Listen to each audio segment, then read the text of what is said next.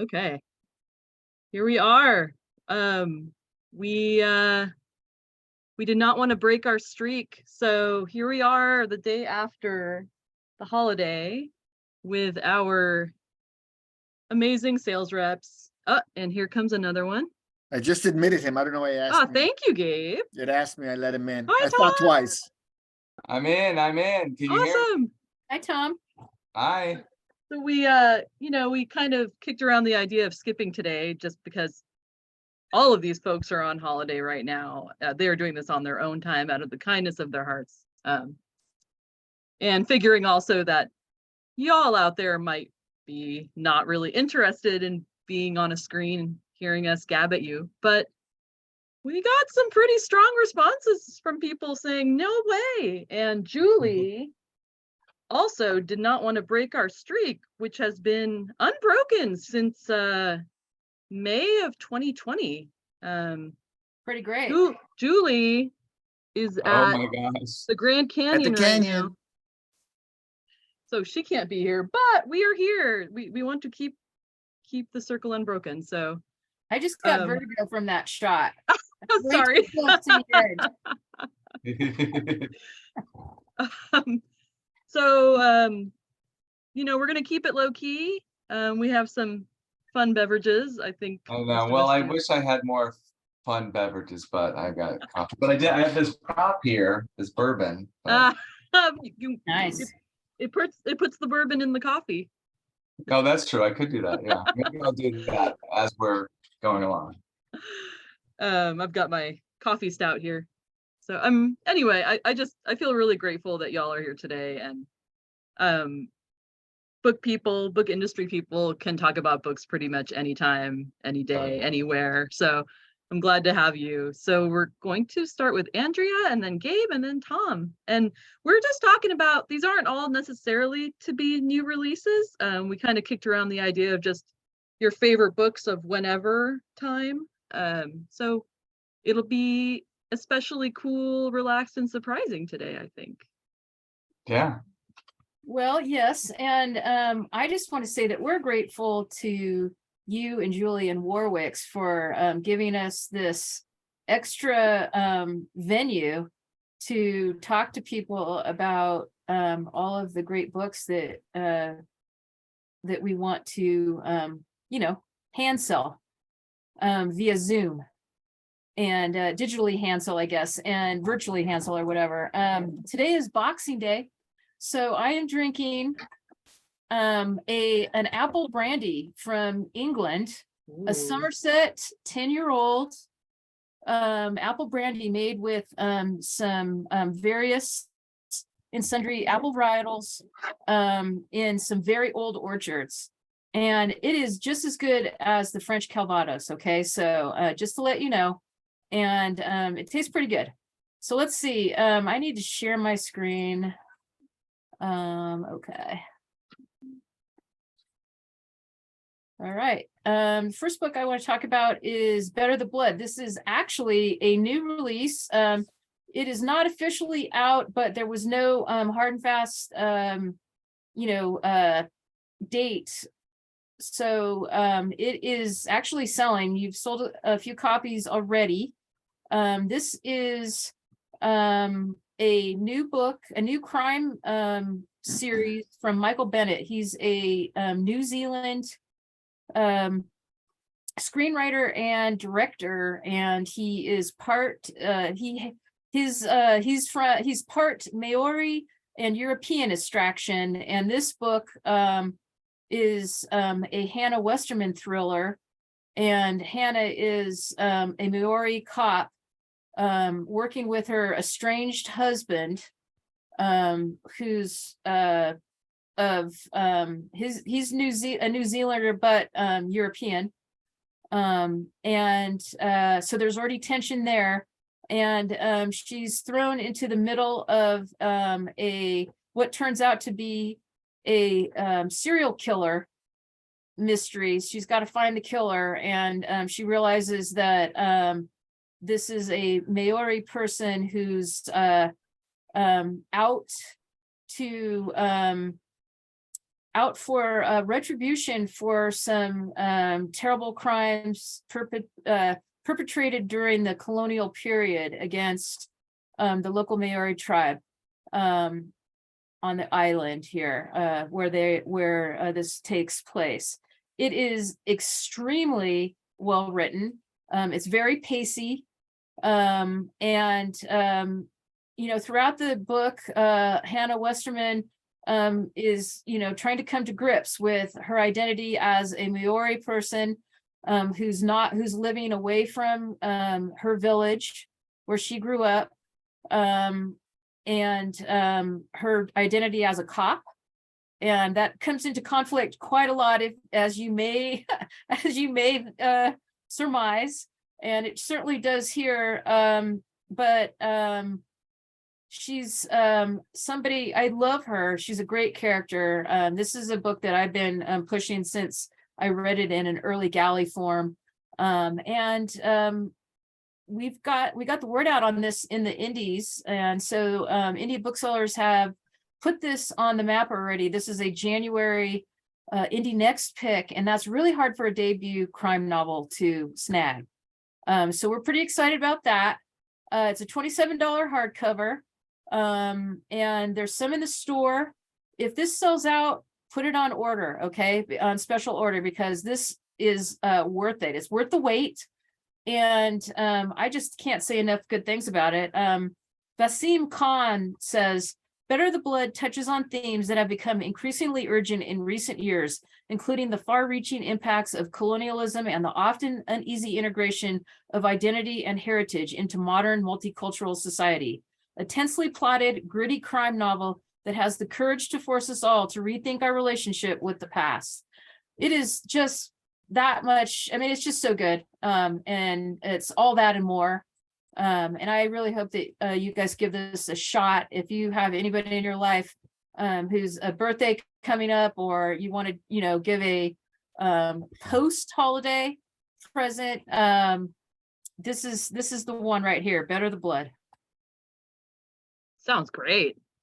And It's- just having a mystery, a lot of our diehard mystery thriller readers at Warwick's just plain love to have something set in a different place. So being in New Zealand, that's just cool on its own, and all those Yeah. added elements sound very new and fresh. And Yeah, it's really great. And he's working on the second one already, and I just can't wait to see where Hannah's arc goes. She's such an interesting character.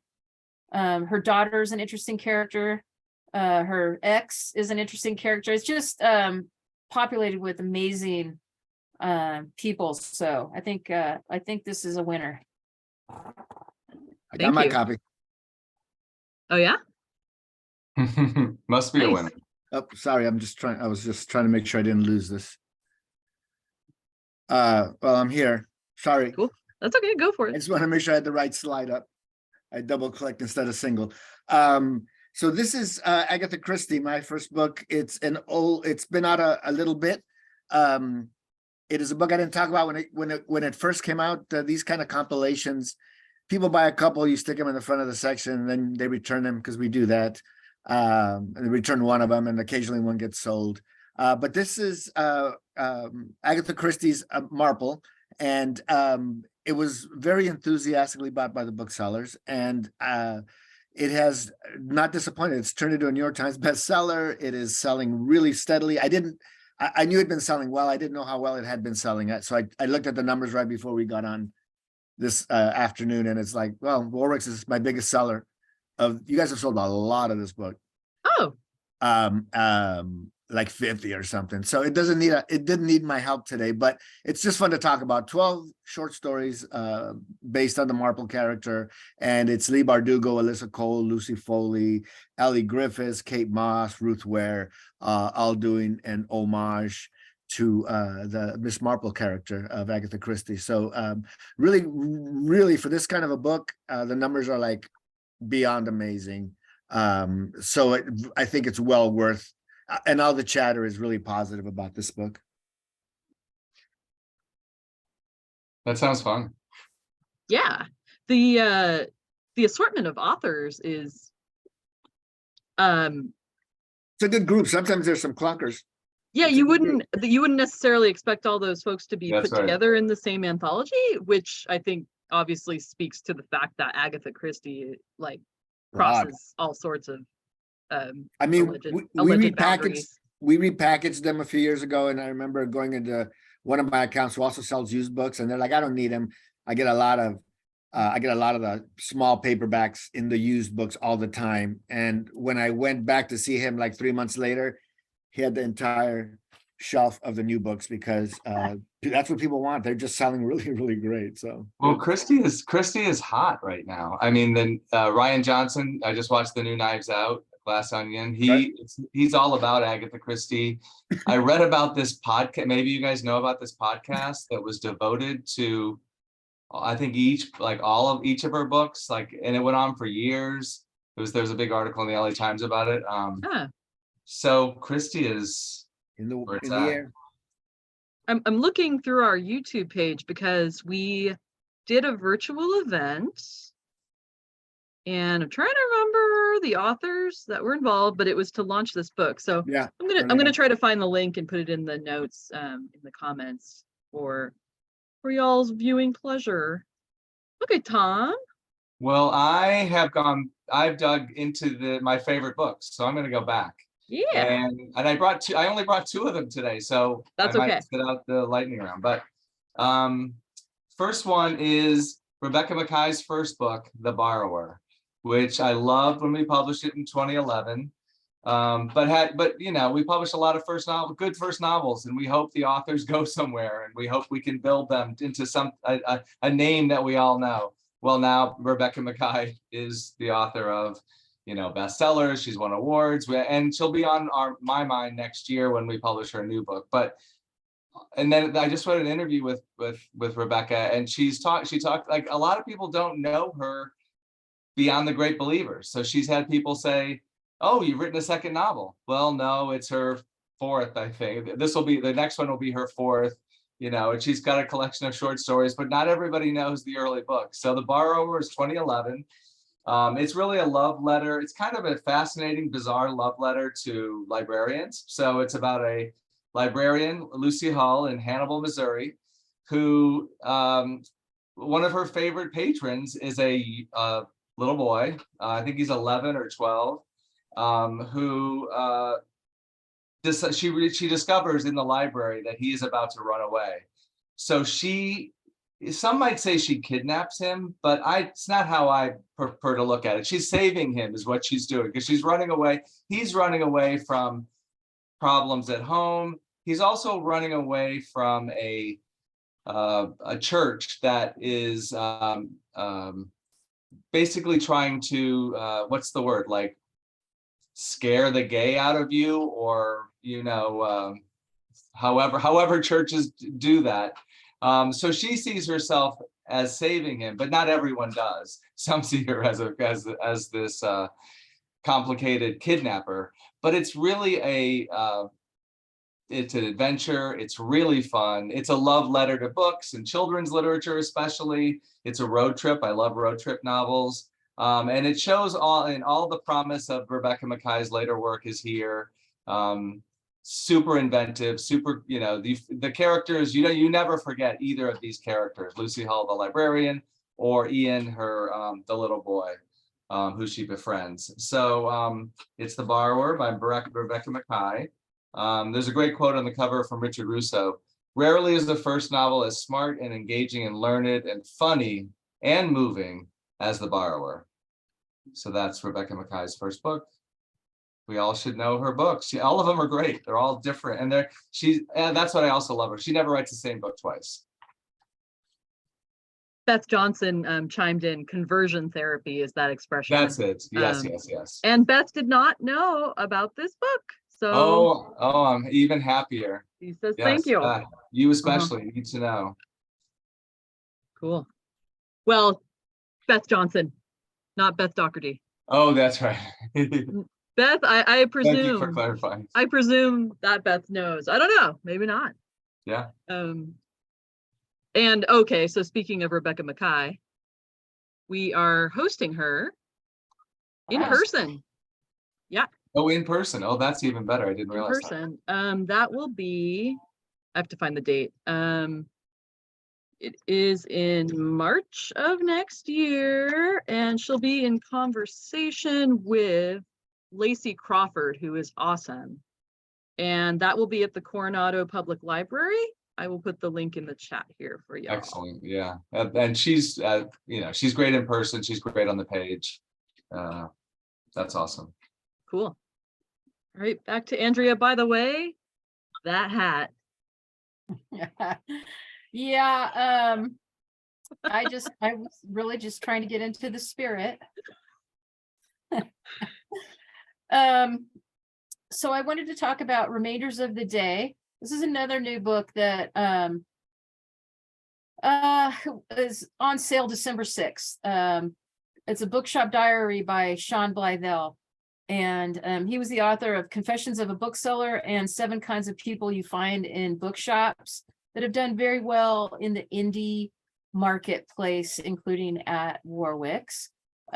Sean has a bookstore in Scotland.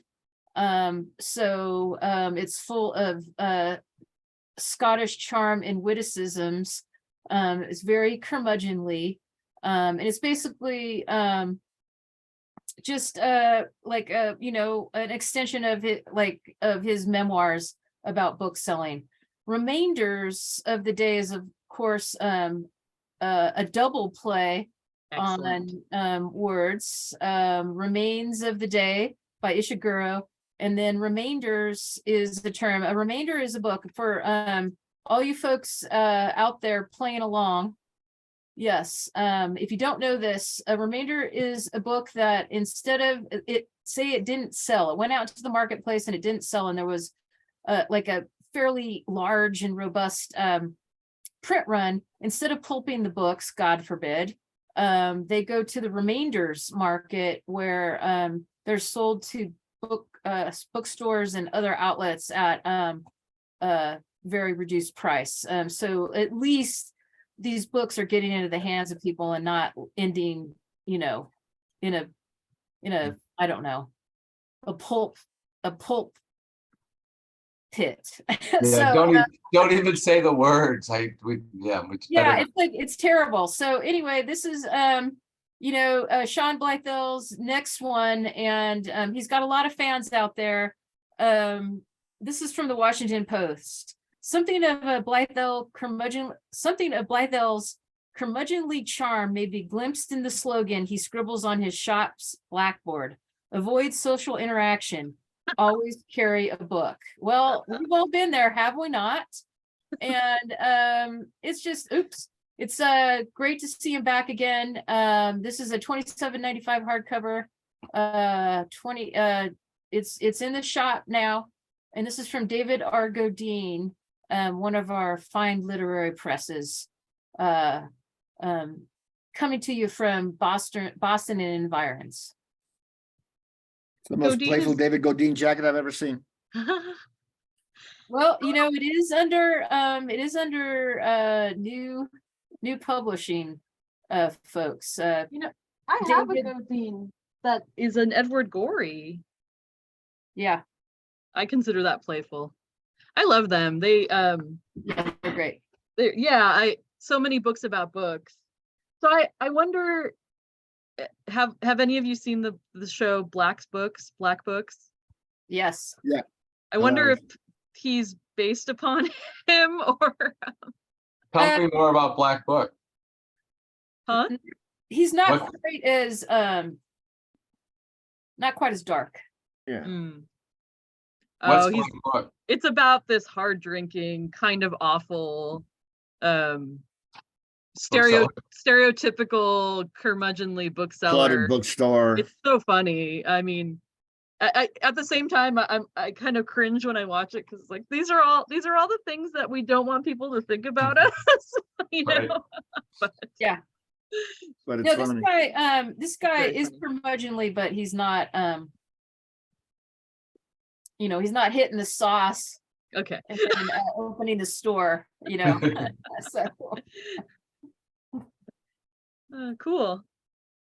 Okay. I will Away jump you to go, the Gabe. Seamstress of Sardinia, which is a paperback original. So I got nothing but fun stuff this week. Just cuddle up with a book, a cup of coffee, cup of tea, whatever, some Irish coffee. Open up a fun book that'll take you away. I think definitely the Christie will get you a few nights of reading, and the Seamstress of Sardinia is the first book by this author translated into English, Bianca Pizzorno, and it's actually quite a simple story. It's just really well told and really well written, and it's got a commercial layer, very readable.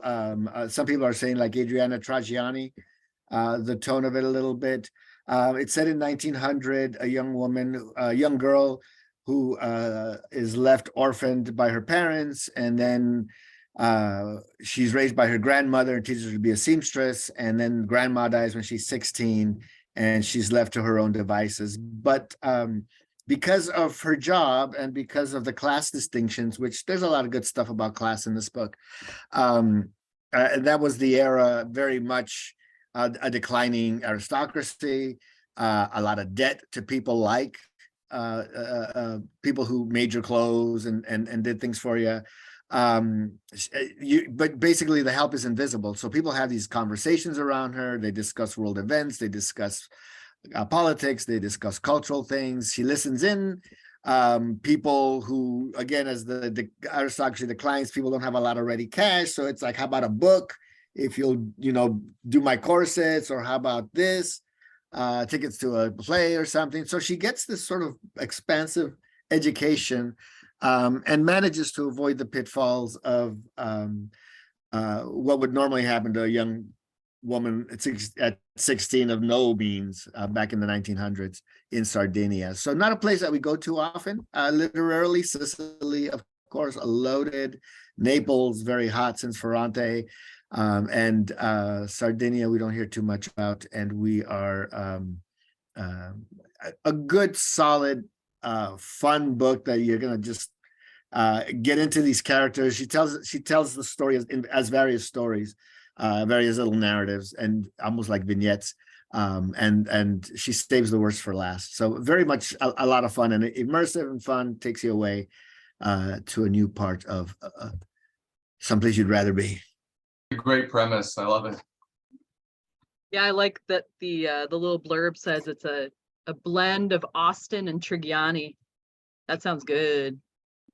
The observer, writers are observers by nature anyways, and so she's very That's much, that character is very much an observer. It's pretty cool what she did. So we have a note. Hi everyone, this is Julie in the middle of Sedona. But I'm in the car. Julie. She's listening to a podcast about national parks. She's not listening to us. Oh. Burn. On second thought. Right. Loved you, Julie. Are you sick of us, Julie? She'll check us out later, I'm sure. She'll go to sleep with us tonight. Okay, Tom. Okay, so my other book is my favorite. This is one of my favorite books. This was 2018. Oh. John Layerson's Whiskey When We're Dry, which Warwick has been, continues to sell this book year in and year out. So 2018 is when we published it. It's set in 1885, so it's after the Civil War. This main character, who I will never forget, her name is Jess Harney. She's living in the Western Territories, and she's orphaned. Her brother has run off and become an outlaw. Her father dies. She's left on this ranch, and she can tell that there are predators, neighboring people around her who are going to prey on her. So she decides to cut her hair and dress as a boy. And so that's what she does. And she's setting off to find her. The story is about her trying to find her brother, Noah. But it's such a, she's a sharpshooter. She's just an amazing character. And because, and it's a very modern kind of approach to the Western. So because he's dealing with gender in a very, upfront way, it's just such a smart way of thinking about the West. So it's both very modern and also feels true to its time. I love a really well done Western. And this is the best one I've read in a real, it was a bestseller at the time. Showed up on all kinds of 10 best lists. And I don't want it to be forgotten. So Whiskey When We're Dry by John Larison. I hope someday we have another book from John Larison. It's been a few years now, so I don't know what he's working on, but it's the winner. So if you haven't read this one, totally, unconditional recommendation. I'm gonna have to go pick a copy up, like I need another book. Yeah, right. You would love it. Yeah. Yeah, huge Warwick's favorite. Yeah. Yeah, A lot of our book clubs have read that one. that's together. right. But it's amazing how quickly books can go out of our consciousness. I mean, bookstore, you're still selling it, but a lot of people just probably have never heard of it. Never heard of it. Yeah. Wow. It was pre-tea time. So of course that's, it was in obscurity then, but now, books don't. Before the tea time era, man. It's now a mark of time. That's right. Pre-tea time. Just PT. pre-tea time. PT. Cool. We don't have it doesn't have to be lightning, but third round. Okay. Sorry. My last book is another new book, out January 10th, but in stores now. The Rebel's Wardrobe. The Untold Story of Menswear. Menswear's Renegade Past. This is from Gestalten, one of our European stalwarts in terms of art, big, gifty art books, travel and lifestyle gift books. And this is a $75 whopper, but it is incredible. And basically it's just this diverting exploration of trend immune fashion classics and the surprising origin stories of all these everyday clothing items that are now just part of the vernacular, right? The fashion vernacular. And it's really wonderfully illustrated, but also the text is excellent. And so anybody who's interested in fashion, obviously, particularly men's fashion, is going to dig this. It talks about things like, how did the first 5-pocket jeans, why is there 5 pockets in jeans? Why is that a mainstay with a plain crisp white t-shirt? How did that all happen? Why are those go-tos?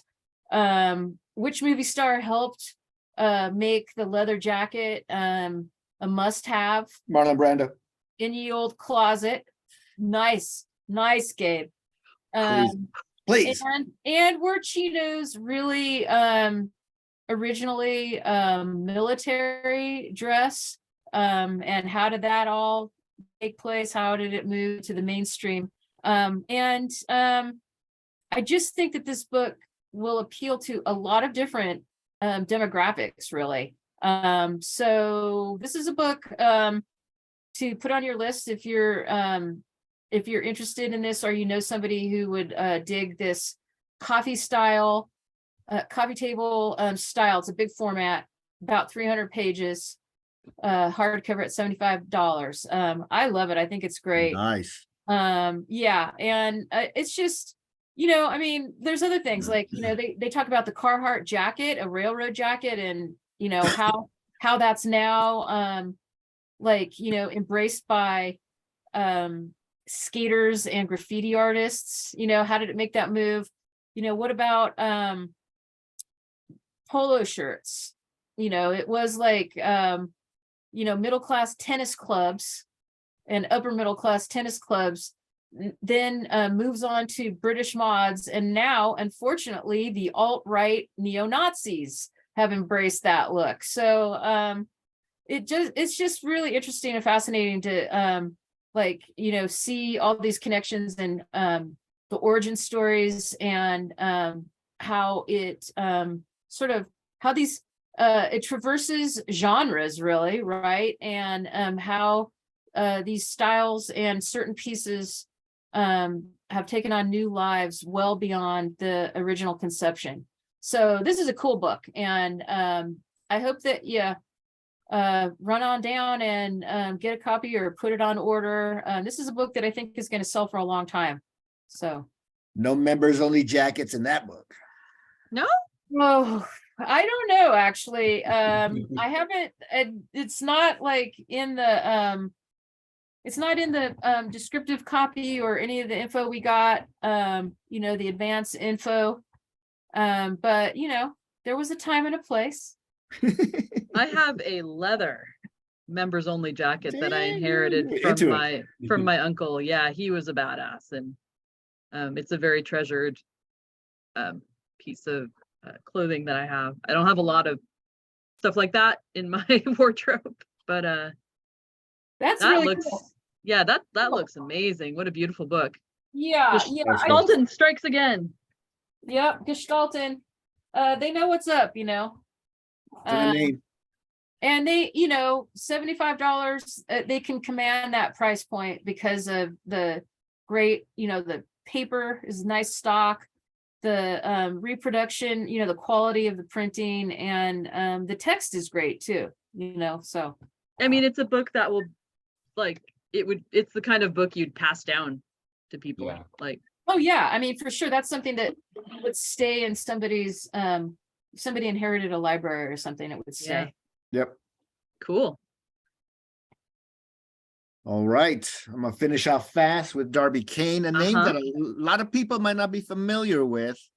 But this is, I think, our third book with Darby Kane. She did a book called The Last Wife, was her last previous book.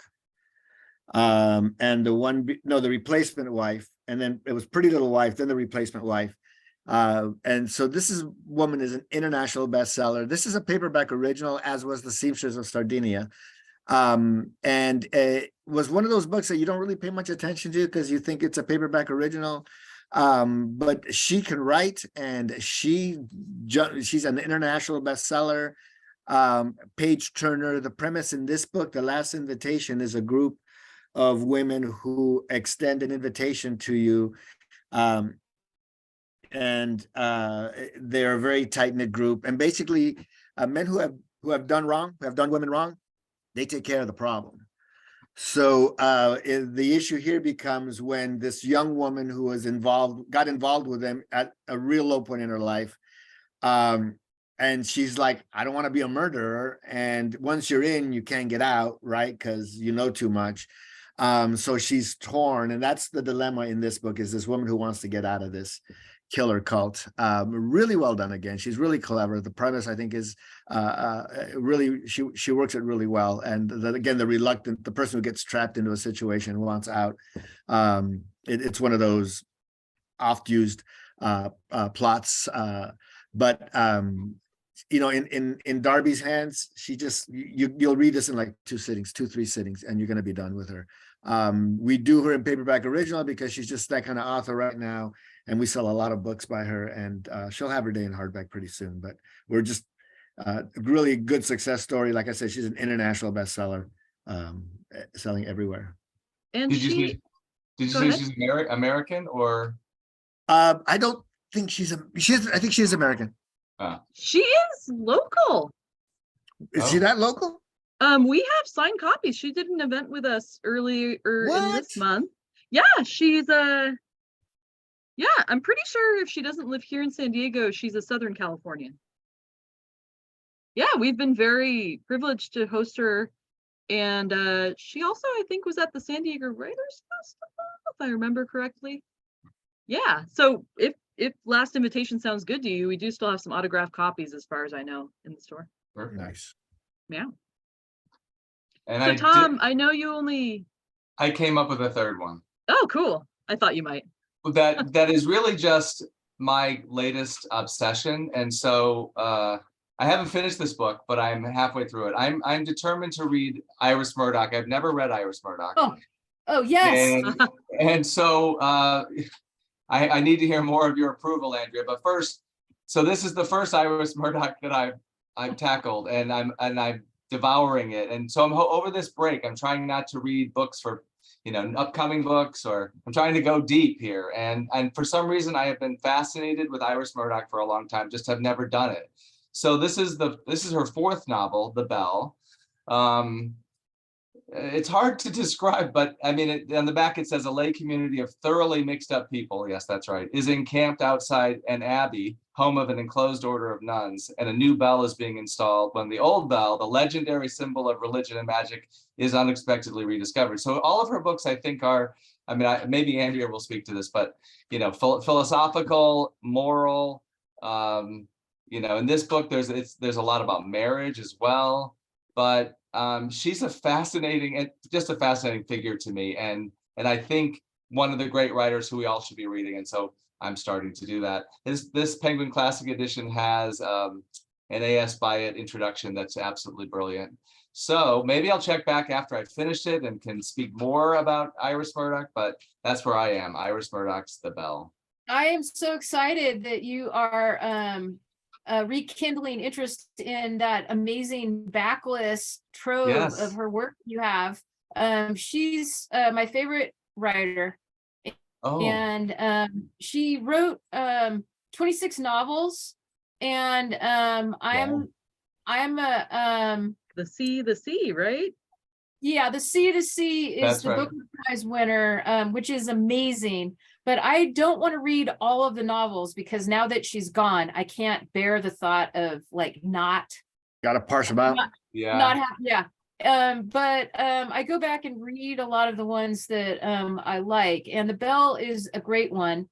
Here I'm going to show you my favorite picture of her, actually. Oh, yeah. It's attached to this I Oh, don't know what that's like some movie stuff, but this the picture on the left shows you how intense and brooding she was. She was amazing. She studied under Jean-Paul Sartre for a while and was very interested, and was actually wrote a small book on him, and it was the first actually in English that was ever written. She was a philosopher right. at Cambridge, and hung out with a lot of cool cats, had affairs with women and men, but then settled down and married her longtime husband, John. I can't think of his name right Is now. it John Bailey? Yeah, John Bailey. Bailey, Thank the you. author. Through John Bailey. And but anyway, you're right. The themes, there's always a philosophical theme. She was a Platonist. But there's always some sort of mystery and metaphysical event. There's always a Messiah-like figure at the center of the stories that you're not really sure if they're the real deal or Right. a charlatan. Yes. And there's always like just foibles, just like people having affairs and getting caught, and just insane love angles, obsessional love, and it is just a great ride. So just go on down to Warwick's and pick up That's right. Any Iris Murdoch. any Iris Murdoch book that's on the shelf. And that's actually one of my, I'm sorry I'm going on so long. No, but, I'm so excited. no, it's exciting, but that is one of my tests as to whether a bookstore is worth its salt. Even a used bookstore, I go in and check to see if they have at least one Iris Murdoch novel. Oh, I love that. And if they do, then it's all good. Yeah, I Well, remember at this time of year last year, you spoke very passionately about Iris Murdoch, said the same thing. And I said, uh-oh. And I I went and I checked our inventory. Did you? In terror. Well, you should, everybody should have the sea for sure. It's amazing. Yeah. Mhm. Well, that. Oh, yeah, I might gotta roll- fly. I will be. Thank I will you, be on- Gabe. I'm sorry. Bye. Bye. Have a good dinner. Thanks. Yeah. I will 2023 is going to be devoted to Iris Murdoch for me. So I will be making sure stores have some copies all over the West of, yeah, any Iris Murdoch. But you're right, the C with the, which won the Booker Prize. Oh, yeah, it's just amazing. And it's worth the price of the book just for the descriptions of food in that one. Oh, Yes. Well, I'm Yeah. so like, this is my first one. And so hopefully it's the first of many. Yeah, cool. You're really lucky that you get to sell that backlist. So Yes, you're right. And that I have so much to read, so much more to discover. yes. I guess yes, that's the good part about not having read her before, is that I Yeah. have a lot to read. yeah. Well, good luck with that. Have fun. Yeah, thank you. thank you both. Thank you. Thank you for having us. I'm toasting you. Thank you so much for this year. Thank Oh, you yeah. all out there watching for being with us. It's stunning and humbling how you all follow us every week. We really appreciate it. And it's just such a cool opportunity for us to share our nerdery with equally passionate bibliophiles out there that we've never actually seen in the flesh, but hope to see sometime, definitely, in real life. So Right. yeah, happy holidays, happy New Year. Happy New Year. Yeah, and we'll Happy New see Year. you next Monday, the 2nd. Yeah. And Julie will be back. I'm sure we'll hear about her adventures in the national Yes, we parks. will. All right. Bye. Bye, Thank everyone. you all. Bye-bye. Cool. And